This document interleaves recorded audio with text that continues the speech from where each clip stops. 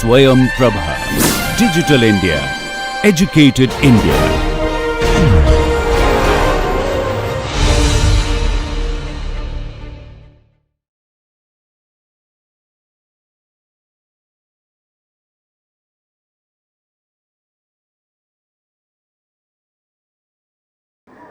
So, what shall we talk about? I was in the middle of explaining what a vector is, so let me spend a few more minutes completing that explanation, and then we will take up, I'll talk about relativity a little bit, because who spoke about relativity? Professor Gancham Date spoke about it. So there are a few points I want to complete, and with regard to that, and then I'll take questions on that. He's saying it's okay, but that's because I'm not saying anything. So, all right. Now, I started by asking the question what a vector was, and then I said something about transformation properties and so on. So let me go back to that argument, and if there are questions, you have to stop me and ask me. This is not I don't want it to become a unilateral lecture from me to you. I'd like to have some feedback also. So if you have doubts, if you have questions, clarifications, no matter how silly they appear to be, please let me know right away.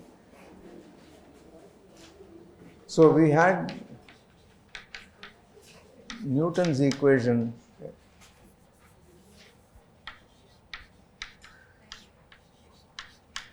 as our sample equation, and I said this tells me a great deal of information, even though it looks very short. It's a very small equation. It tells me, for instance, that if f is the stimulus, then the acceleration dv over dt is the response. The response is a linear response. It happens in the same direction as the one in which the force is applied, and moreover, it's the most important aspect, it's a linear equation here. That's very, very crucial. This means the superposition principle is valid.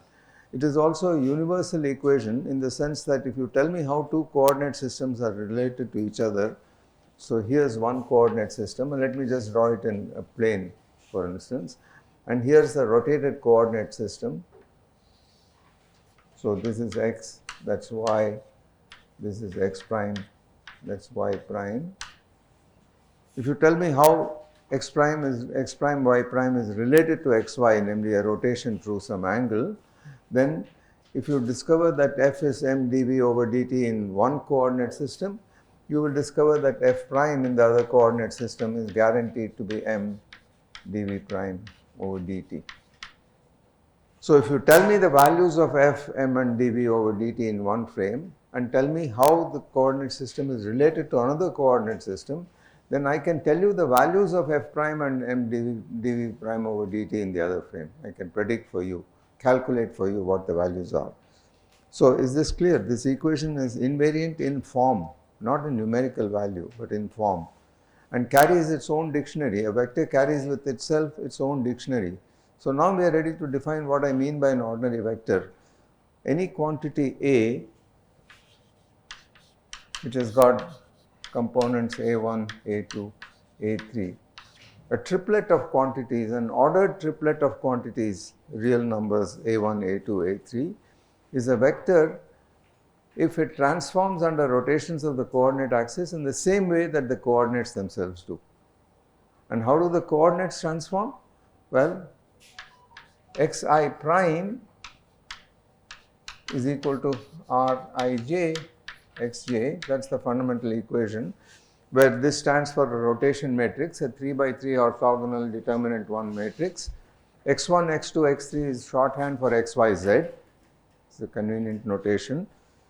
And the prime quantities, the components of the vector, coordinate vector, transform like this, are given by this. This implies a summation over the repeated index j.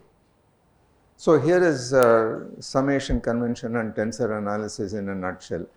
If an index appears on the left hand side once, it should appear once on the right hand side. If an index appears twice, it's summed over and doesn't appear in any further equations. If it appears 3 times, you made a mistake. Okay, so that's vector tensor analysis in a nutshell. What does this stand for? If you have a vector A, what does this stand for?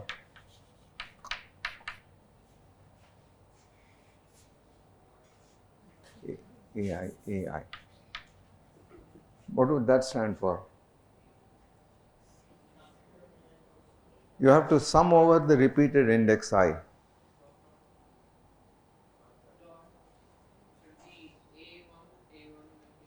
So it's A1, A1 plus A2, A2 plus A3, A3, which is A1 squared plus A2 squared plus A3 squared, which is what? The magnitude squared of the vector, square of the magnitude of the vector. Okay. What does this stand for?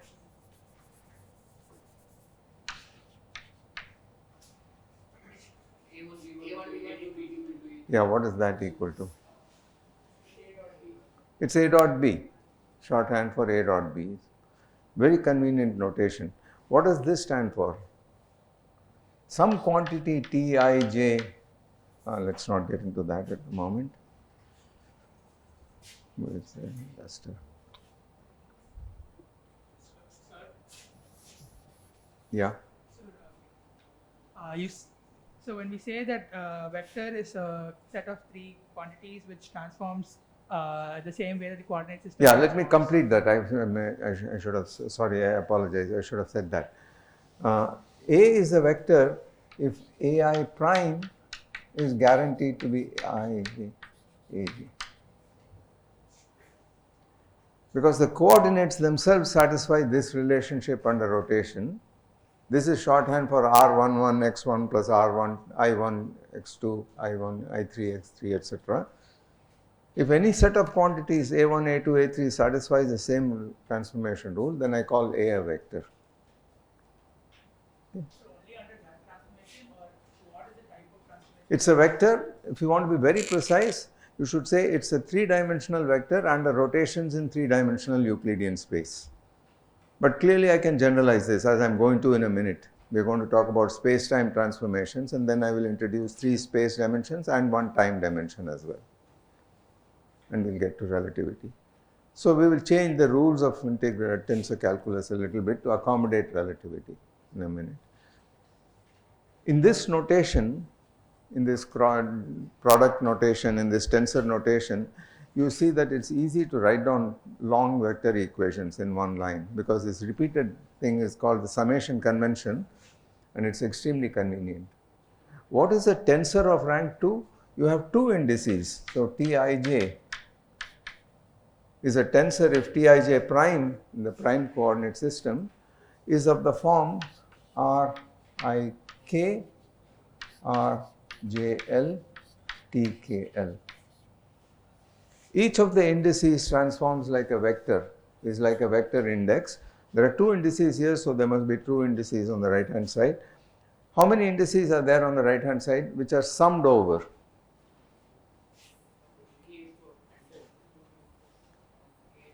K and L are summed over. So they will not appear in the answer because they are summation indices. Therefore, the left hand side will not have K and L. But the left hand side has I and J, they are called free indices. If the left hand side has a free index, the right hand side must also have the same free index. Okay. How many equations are there in this one line? How many such quantities are there? Well, I can take 1, 2, 3 values. J can take 1, 2, 3. So how many equations are there? There are 9 quantities here. There are 9 quantities here. And each of those quantities is a superposition of how many quantities on the right hand side? How many terms on the right?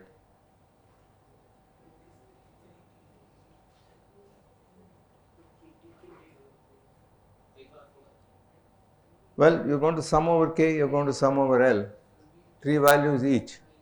So there are 9 terms on the right hand side for each of the 9 quantities here. So there are really 81 equations. So 81 terms on the right hand side. So you see how compact things get once you have this convention. What are the free indices on the left? I and J. What are the dummy indices? As a repeated index is called a dummy index. K and L are dummy indices, right? And they are summed over. What sort of quantity is this? Tij, Tij. What kind of quantity is that? Is it a tensor of rank 2 or a vector? A vector is a tensor of rank 1 because there is one index. A scalar is a tensor of rank 0 because it has no indices, just one term. Sir, in that equation t dash ij is equal to rik, then for the last variable t, it has both these indices as dummy indices. Both are dummy indices, So so you what have to does sum that over signify, sir? it. No, both are dummy means like it won't have a variable in its final equation. There will be a constant in place of So it. let's write this equation down for the first term, first of these 9 equation quantities. Put I equal to 1, j equal to 1. Then it says T11 prime is equal to R1k R1L TKL is equal to R11 R11 T11 plus dot dot dot all the way up to R33 R33 T33. There are 9 such terms on the right hand side, and that's the first of the equations, and there are 9 such equations. Pardon me?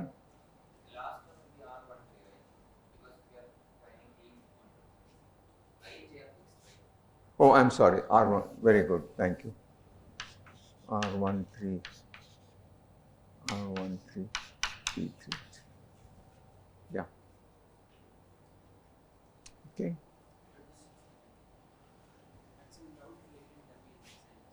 Yeah. So the rule is very simple. If there's a free index on the left hand side of an equation, that same free index must appear on the right hand side.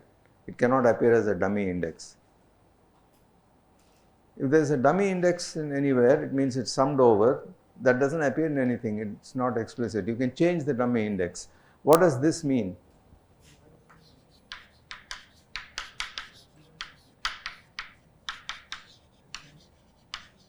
No, I don't want to write it like that. What does this mean?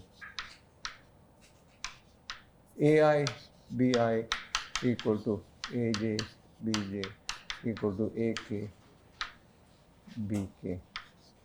What do I mean by this?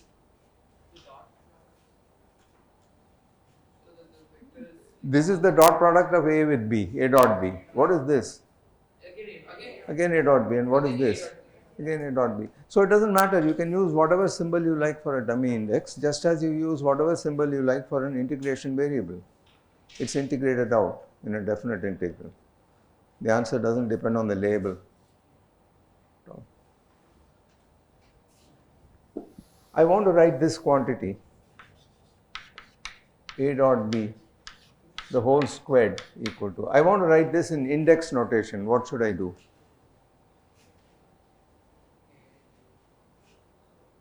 If you've understood this, you've understood the whole of tensor calculus. I mean, apart from some minor details and so on. The summation convention is a remarkable convention. It was introduced by Einstein for the first time. And it looks very trivial, and it is in some sense extremely trivial, but it's like all trivial things, sometimes it's very profound at the same time. And Einstein himself regarded, strangely enough, regarded the summation convention as one of his greatest inventions, because it made things so compact and so simple to write. How would you write this in index notation?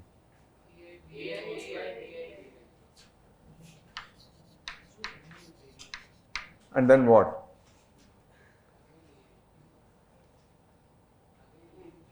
Should I write another AI, BI? Would this make sense?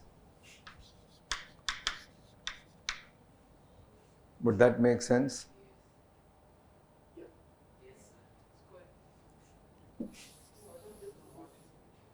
What's meant by this? There's a dummy index which is appearing 4 times. That's not allowed. What should I write? Yeah, absolutely right. So this is the right way to write it.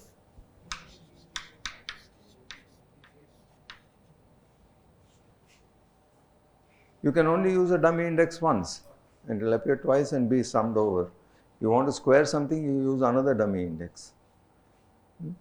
Let me ask you this question. Suppose I have an integral from 0 to 1 f of x dx,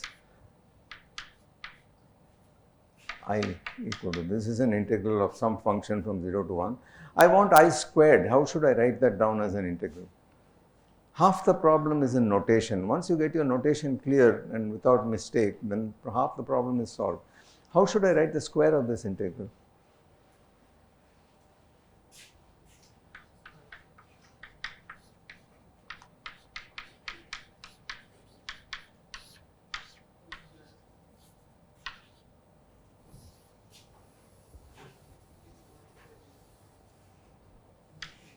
I want to write it as a product of two integrals. How should I do it? Pardon me? Square of two integrals, can't I just write it as integral of 0 to 1 of f of x dx times integral of 0 to 1 f of x dx? Can I write this?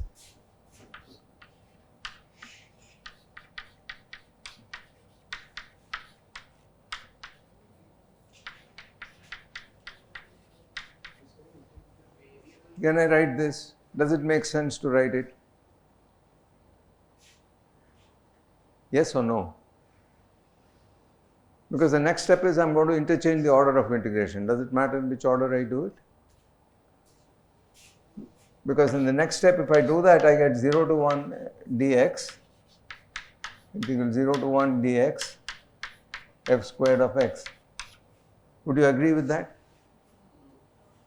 It's completely wrong. It's meaningless. This thing has got no meaning whatsoever. How should I write this? Change the variable, because it's a dummy index. X is gone with one integration. Use some other symbol. The answer does not depend on x. I hope you appreciate the fact that this quantity here is not a function of x. Is this integral a function of x? It's a definite integral. Is it a function of the integration variable? No, it's gone. It's summed over. So summation and integration are just two words for the same thing. So if I want to write the square of that integral, I better write this as f of y dy. I better introduce another variable. Is that clear? Yes. You agree? Everybody agrees? Yes, sir. You need to understand this at a gut level. Yes?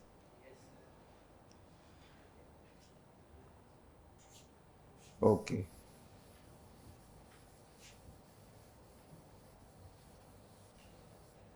And now let me introduce another symbol called the Kronecker delta. Okay, it's an extremely useful quantity, delta ij. First of all, a tensor of rank 2, Tij, has two indices. In 3 dimensions, it's got 9 components. You can very conveniently write it as a matrix, 3 by 3 matrix. Just as you can write a vector as a column vector, you can write a 2 by 2 rank 2 tensor as a 3 by 3 matrix. Okay. What sort of matrix is this?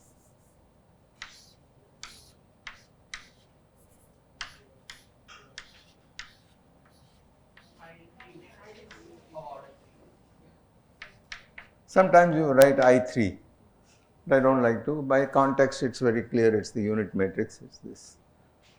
The elements of this matrix are 0 if I is not equal to j and 1 if I equal to j, and that's called the Kronecker delta. So you define the Kronecker delta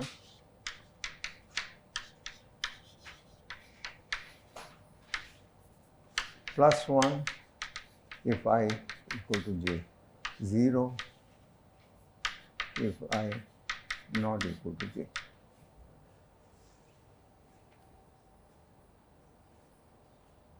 Okay.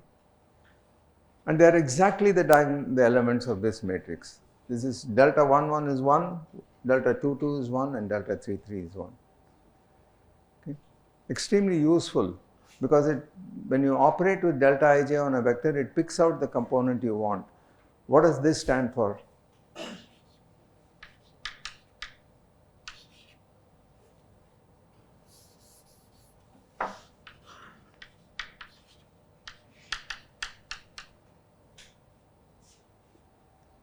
AI is a vector. Its components are A sub I, A1, A2, A3, and you have contracted it. When you introduce a dummy index and sum it over, it's called contracting over that index. You contracted it with delta ij. So what do you get on the right hand side? What are the free indices and dummy indices on the left hand side? J is a free index, and how many free indices are there? 1. Therefore, what sort of quantity is this? It's a vector right away. The index I gets summed over. And what is this equal to? It's A1 delta 1 1 plus A2 delta 1 2 2 plus A3 delta 3 3. But delta 1 1 is 1 8, right? So what is this equal to? No, on the right hand side you must have a vector. It's Aj.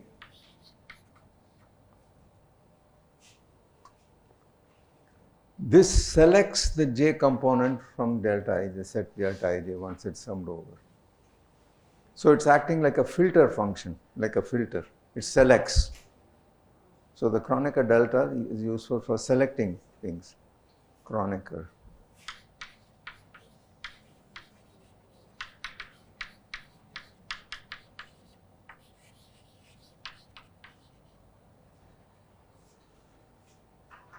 There is a counterpart to the Kronecker delta which is for discrete variables, discrete indices in the continuum case, and it's called the Dirac delta function, which you will learn a little bit about later on. Yeah. Sir, could you just once again clarify the different types of variables which we have in these kind of contractions? Well, all we are doing is playing around with indices right now, and I am saying that any one index object is a vector, two index object is a tensor of rank 2, 3 index object is a tensor of rank 3, and so on. These are called Cartesian tensors. If you have a tensor of rank R, how many components does it have? There are R indices. In 3-dimensional Euclidean space. Each index takes values from 1 to R in R dimensions. So,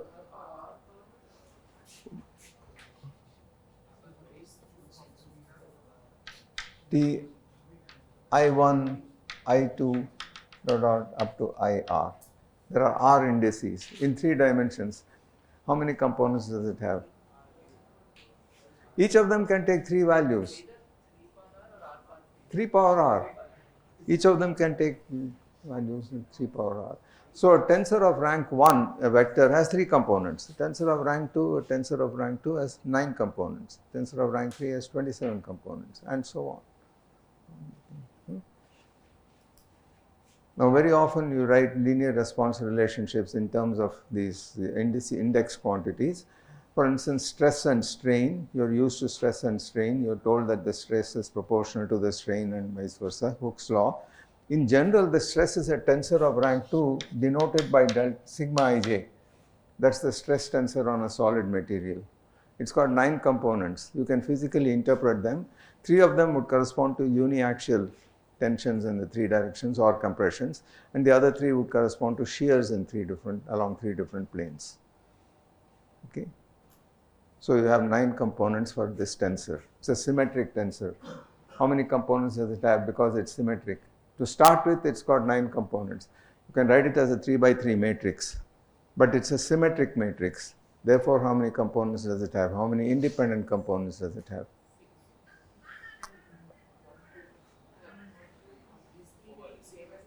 Any tensor Tij, how many components does it have in 3 dimensions? 9 components. Now I tell you it's a symmetric tensor. How many independent components does it have? 6. How do you count that 6? 3 on the diagonal, 3 above the diagonal, but the ones below the diagonal are just equal to those. So it's got 6 components. How many components does an antisymmetric tensor have? Of rank 2.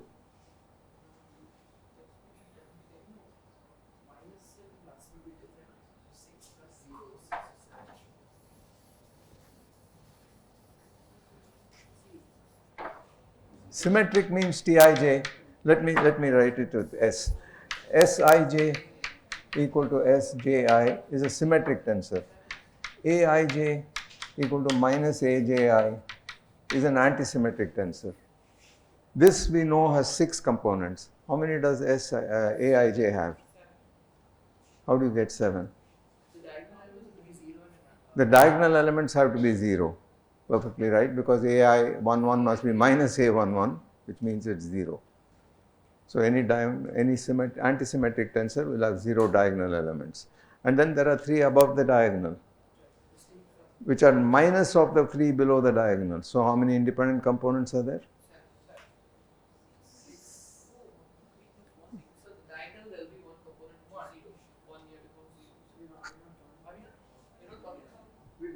This guy has elements 0, 0, 0. There's an element here, an element here, there's an element here, and an element here, and minus the same elements.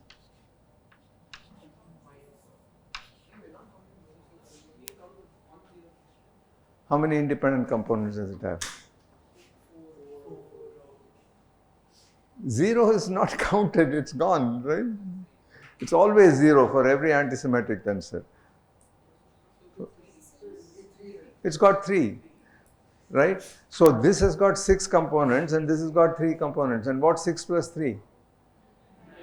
9. So the total number of components has to be 9, because you can take any tensor and write it as a sum of a symmetric part and an antisymmetric part. And how do you do that?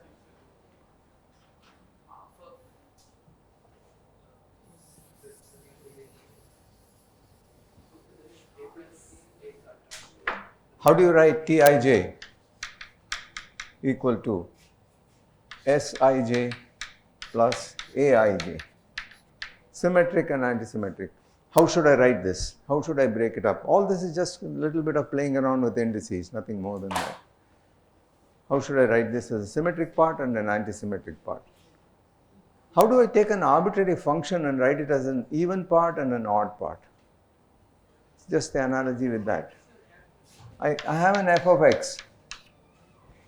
F of minus x is in general not related to f of x. They are 2 different things, quantities altogether. But I can always write this as an even function and an odd function. How do I do that?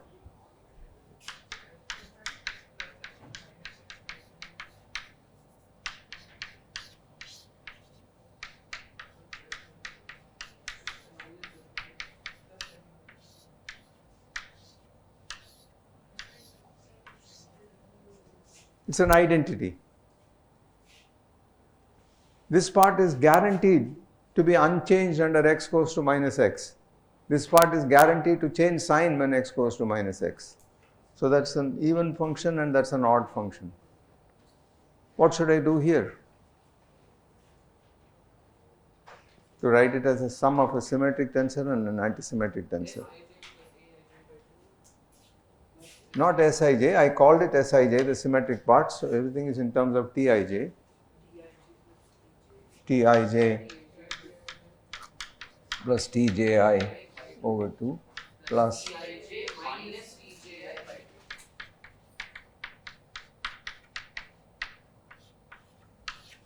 guaranteed to be symmetric tensor, guaranteed to be an antisymmetric tensor. Now this would not be useful if you change coordinate system and the whole thing got knocked out. But it's easy to show that this remains unchanged. This breakup into a symmetric and unsymmetrical part remains unchanged under rotations of the coordinate axes. So if Tij transforms to Tij prime, this breakup into symmetric and antisymmetric persists. It's retained. It's rotationally invariant. That's what makes it useful. Always. What do I mean by the trace of a tensor or the trace of a matrix? Sum of the diagonal elements. If I want the trace of T of Tij,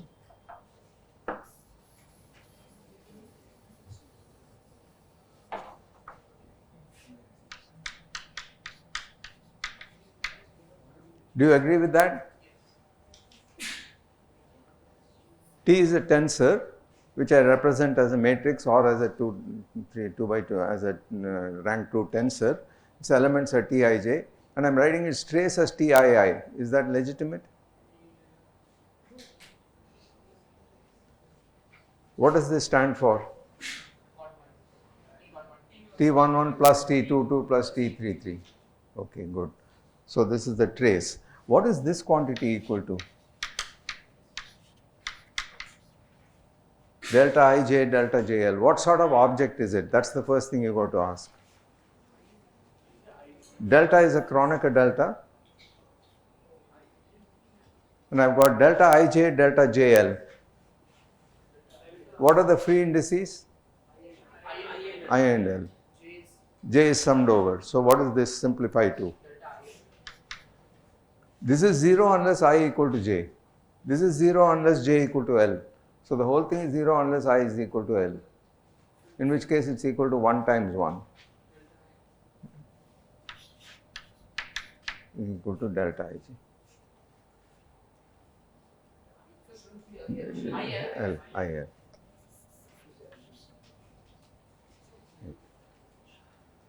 What does delta Ij do under rotations? Trace. Trace is the sum of the diagonal elements of a matrix, and for a tensor it's just the II is summed over. Okay.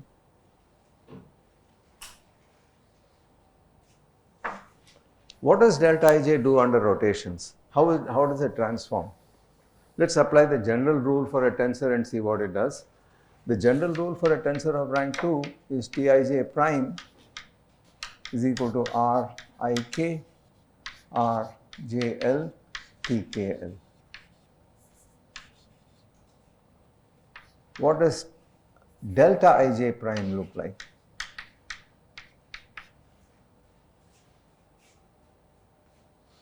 So I take the particular tensor formed by the Kronecker delta and I'm asking what does it do under rotations?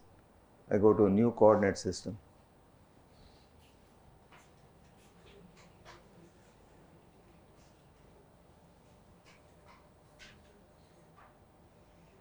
What would it do under rotations? Apply this formula. Just blindly apply the formula. So it's Rik Rjl delta Kn. What does that give you?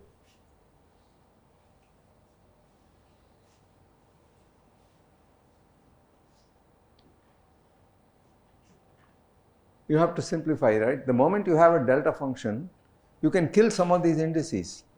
It's got the replacement tensor, right? So you can take Rjl delta KL and says that unless L is equal to K, this term vanishes.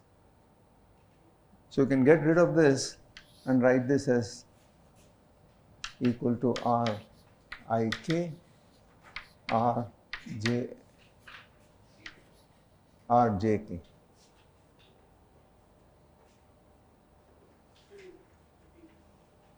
This guy, the delta function, simply replaces one index by another. Whatever is summed over, and L is summed over here, is replaced by whatever is not summed over. So this becomes Rjk. Is this like a product of two R matrices? But to multiply, you have to flip. You have to flip. So this is only equal to Rik R transpose Kj. You have to first take the transpose of that matrix and then the kjth element. Do you know what's meant by the transpose of a matrix element? Rows and columns are interchanged. Okay. What is this equal to? This is a product of two matrices because K is summed over. Row by column rule, K is summed over. So therefore, this is equal to R transpose Ij.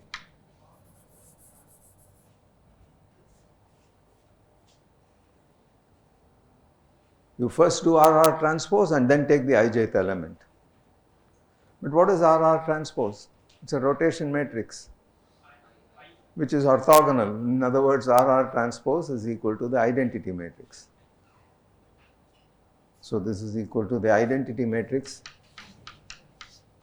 Ij. What's that equal to?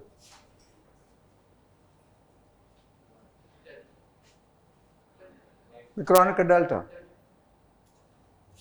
Delta ij.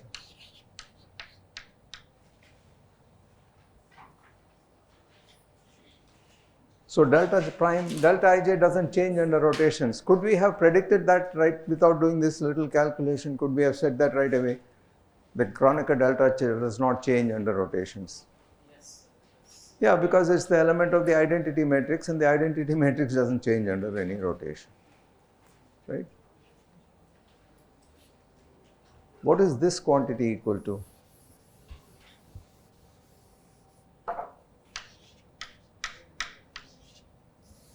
Delta ij, delta ij. What sort of object is it and what's it equal to?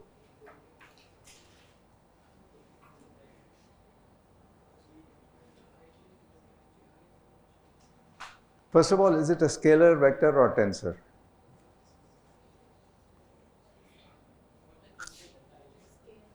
What are the free indices? None. None. No free index. So what sort of object is it? Scalar, right. Where are the dummy indices? How many dummy indices are there? 2. And when the moment you multiply by Kronecker delta, you can replace one index by another. So if I do that here, this is equal to delta ii. What's delta ii equal to?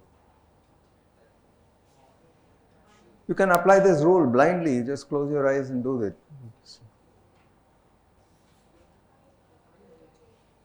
Pardon me? Is it 1 or is it 3? Is it 1 or 3? I is repeated. So it's delta 1 1 plus delta 2 2 plus delta 3 3, right? So this is equal to 3, the number of dimensions.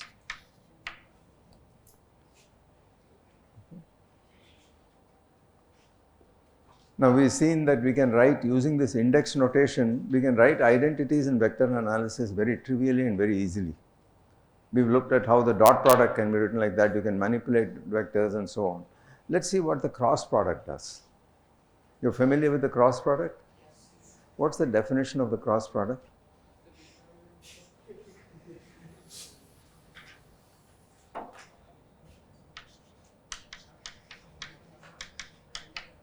What sort of object is this?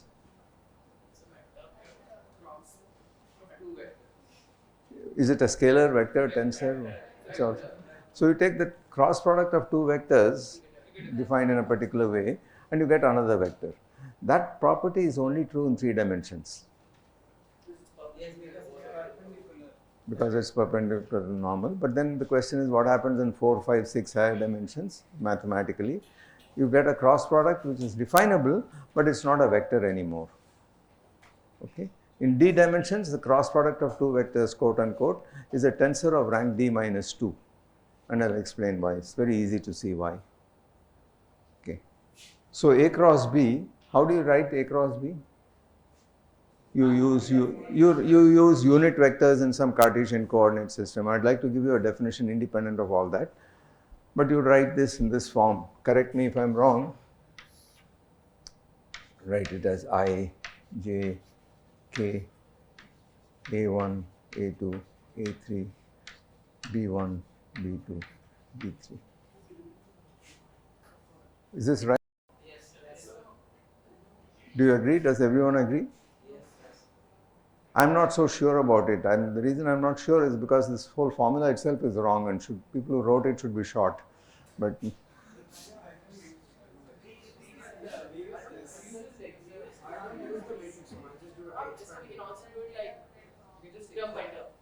it term by term, but this is written down very often even in books. Yes, and it's written in a book, it's printed, it must be right, it's printed, right? We have so much belief in the printed word. It's right or wrong. What's your objection to this? I think it's an absurd formula, and I think it should not be taught. Yeah, because this is a very strange beast. In a determinant, all the components must have the same character, must be of the same kind. Here you got a first row which is called unit vectors, and the second and third rows are real numbers. And then you can interchange 2 rows, 2 columns, and the determinant will not change in value, but that's not possible here. It's completely absurd. This is only a mnemonic. It's only a memory device, and it should be forgotten as early as possible and replaced by a better, new, improved brand. So to do that, the way I remember it is as follows. If you got a cross product of two vectors, C equal to A cross B, then I write C1 equal to A2 B3 minus A3 B2, C2 equal to A3 B1 minus A1 B3, and C3 is equal to A1 B2 minus A2 B1. Right? Now that's a tedious thing to write. I would like to have a short one line, one word answer to it. For that I have to introduce another tensor which does not change under rotations. It's called an isotropic tensor. And in 3 dimensions you have only 2 of them, mercifully. One of them is a Kronecker delta and the other one is called the Levi-Civita symbol, and I will write down what the definition of it is.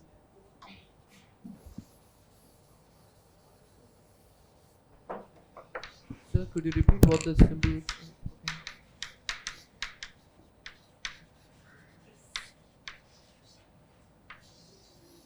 It's a very, very important concept. It is a tensor of rank 3. It's actually something called a pseudo tensor, but we won't get into that now.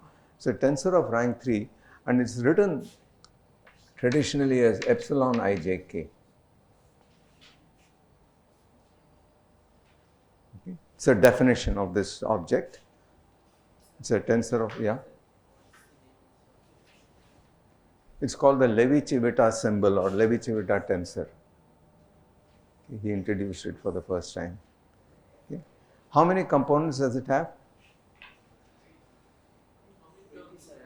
27 components, because I, J, K, each of them can take on 3 values, so it's got 27 components.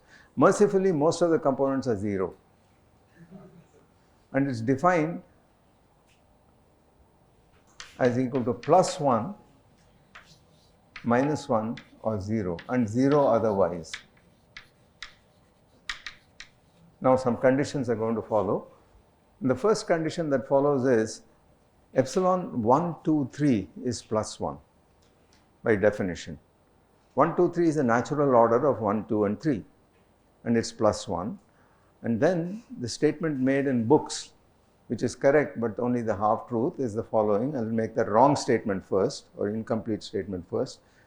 It's +1 if I, J, K are in cyclic order of 1, 2, 3. It's -1 if they are in anticyclic order and 0 in all other cases. Okay. And I'll tell you why this definition is correct but not a very happy definition. Okay. But let's see when it is +1.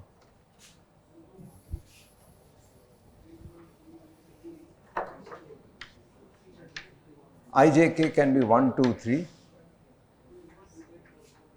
And in cyclic order means you go around 3, 1, 2 and 2, 3, 1. And -1 if it's in acyclic order, anticyclic order. 1, 3, 2, 2, 1, 3, 3, 2, 1. And 0 in all other cases. How many are left? 21. How are they different from the ones that I have already written down? All the others will have at least one index repeated.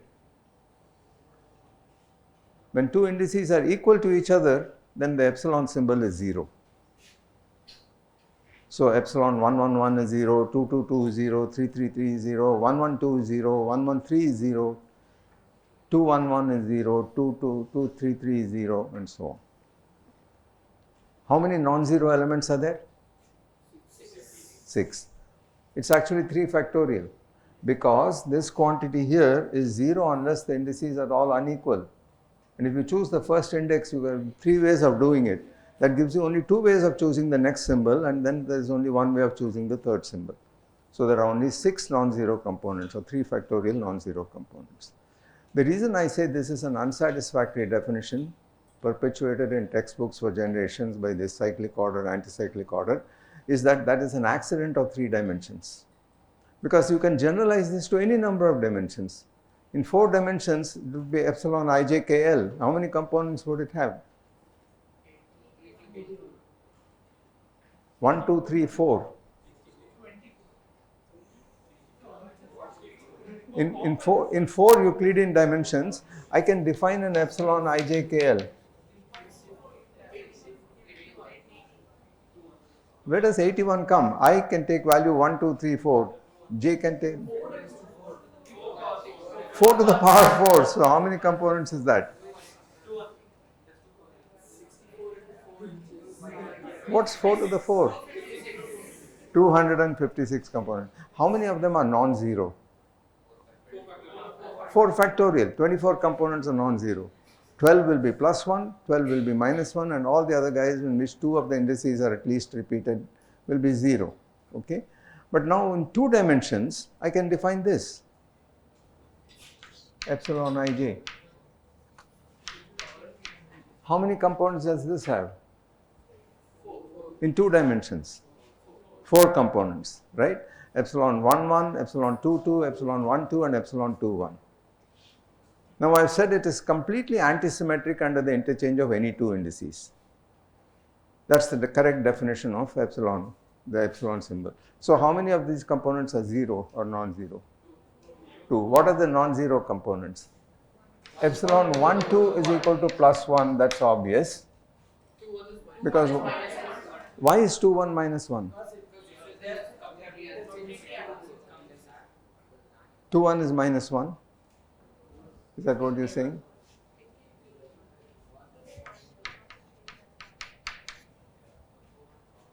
That's completely correct.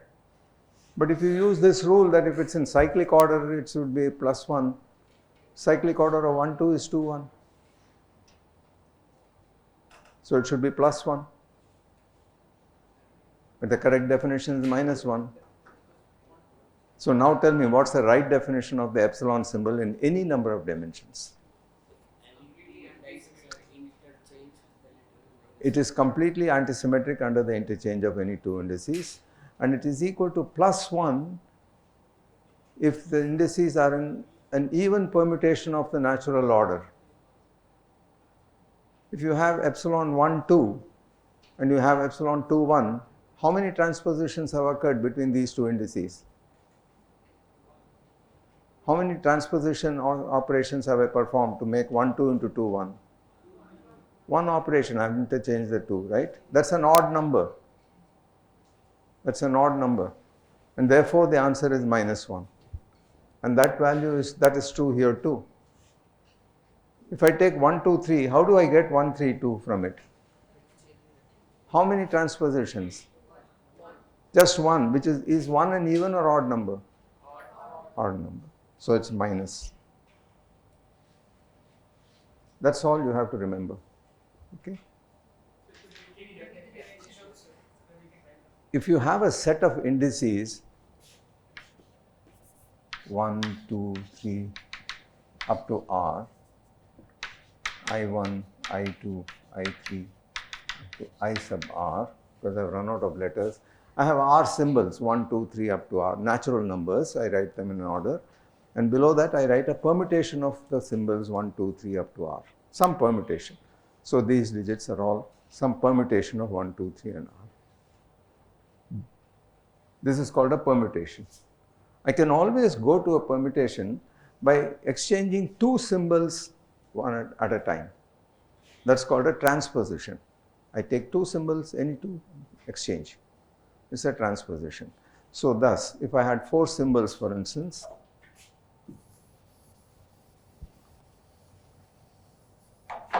I have A, B,